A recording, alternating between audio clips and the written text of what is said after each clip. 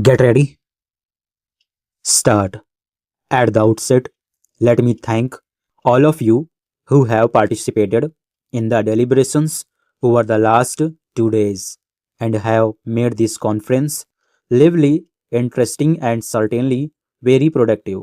We began this process 3 months ago in February in New Delhi, and I had mentioned then that this is not only the beginning of a process and not a one off event. The purpose, as I had said earlier, was to look at evolving a consensus among different groups and sections of society on issues related to Jammu and Kashmir.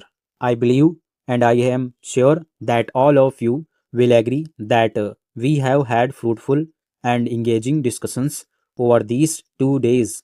A wide diversity of views have been expressed, and I believe that is the strength of this roundtable process, which has now become a forum to tap into a wide range of opinion that exists among political parties, civil society, organizations, and others.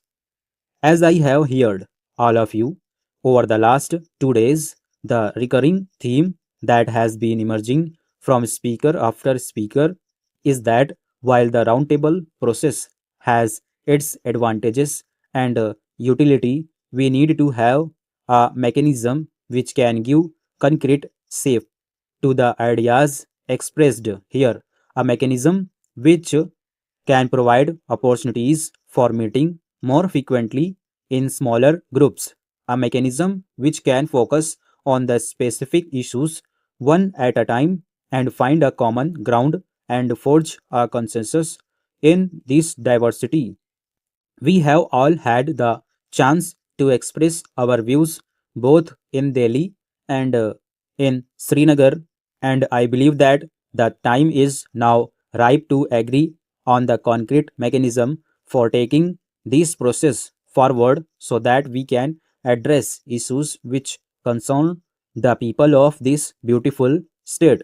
Before proceeding to the details of a mechanism which can carry forward the process, I would like to dwell on some of the more immediate issues which have been raised in the conference.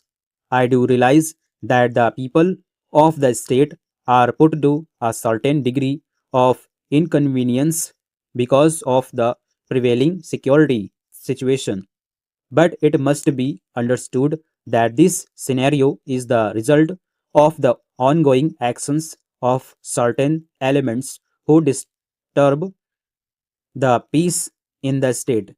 I have instructed the security forces to be more mindful of human rights and be sensitive to the liberties and self respect of ordinary people.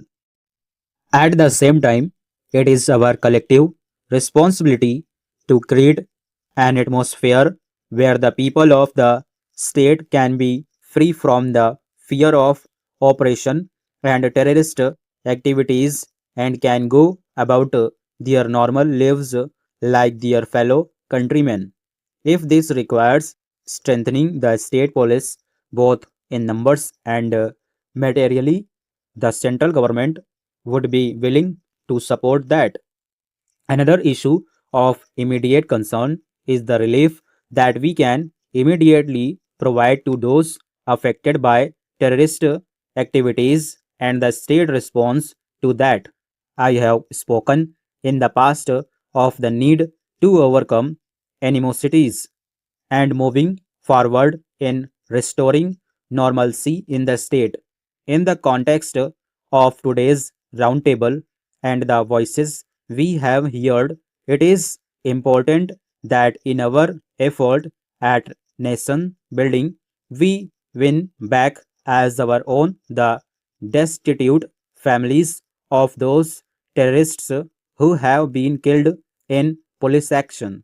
We have initiated a number of schemes for rehabilitation of orphans of those who were victims of terrorism.